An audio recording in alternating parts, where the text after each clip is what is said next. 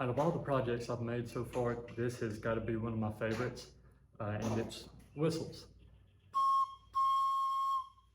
The first one I've made, it's out of poplar. I was so excited when I got it made. I've made, I don't know, 3 or 4 dozen since then, using mostly poplar, some cedar, oak, and some cherry. And this last batch of cherry, I decided to try something a little different and make a 2-tone whistle. It's got this little hole right here, and you cover it up and it'll make a different sound. I think today we're going to make some more with cedar. I was told this was Douglas fir. I don't know how it'll do, I've never worked with it. And I want to try with some purple heart. Never worked with it, really hoping it'll do good because this wood is just so pretty. But yeah, I'm gonna go get these cut up, get them to about 3/4, 7/8 square, about 4 or 5 inches long, and I'll bring you back. Got all my wood here. I have roughly found the center. Can't really tell on the purple heart because it is very dark. What I'm going to do is drill a 5/16 inch hole down through it, give me an inch, 1.5 inch, 1 3/4 maybe, to hold in the chuck gels, and then have plenty of material to cut away and not get into the drilled out hole. And it's really important, especially this time, to try and get it center as best as you can, because I have made these 2 purple heart ones. They're a little bit smaller than I wanted, but hopefully it'll work.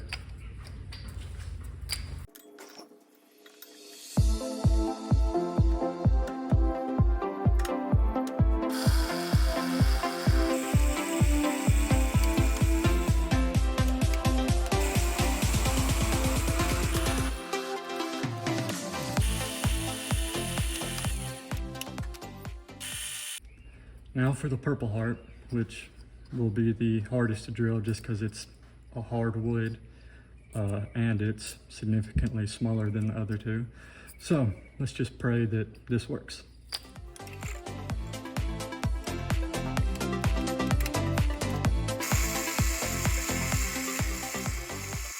I'd say that's pretty all right.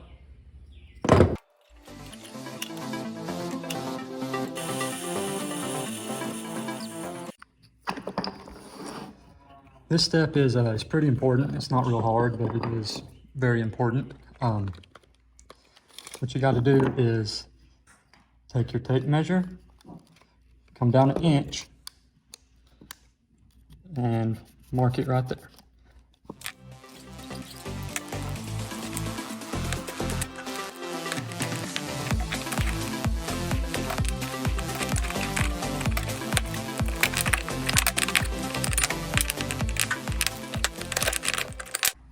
Once you have your lines drawn, you just continue it down to about halfway into the hole, because you don't want to be cutting too deep into it. And then you take it and do a little 45 right there.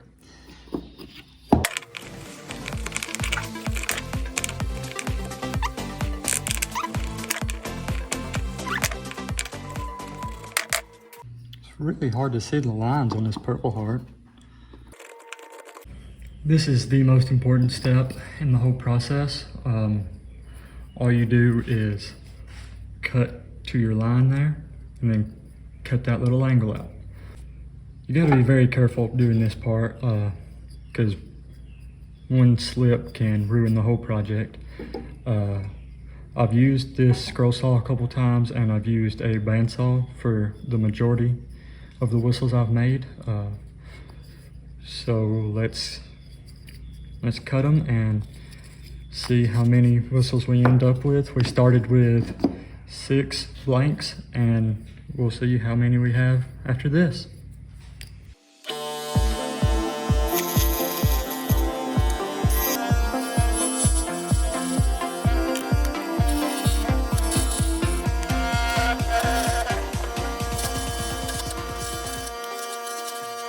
stop and test the ones I've cut because so far I think I'm 0 for 3. So what you do is you take a 5/16 inch dowel. It doesn't have to be this long, this is just a piece I had on hand. And you whittle it down. Once you get it whittled down, you will take it, insert it into the whistle up till about right there. You don't want it to go past that, or you don't want it to be too shy, because that will affect the sound. So I'm just going to whittle this down and see if this one works. All right, this one's good. This one's good too. Doggone, 3 for 3. Let's see if I can get these other 3 made.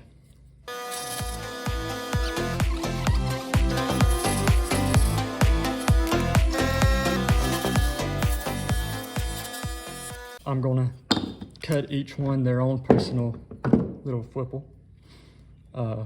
And that's gonna change the pitch and the loudness and all that in the whistle. It's very important that you do it right or you'll end up sounding awful.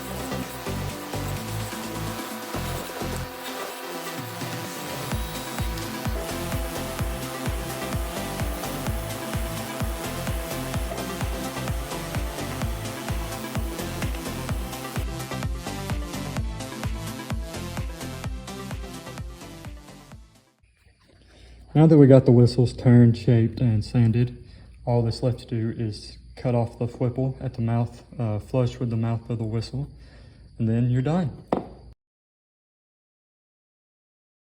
Well, here we have it. We got our whistles. Really glad that they all worked.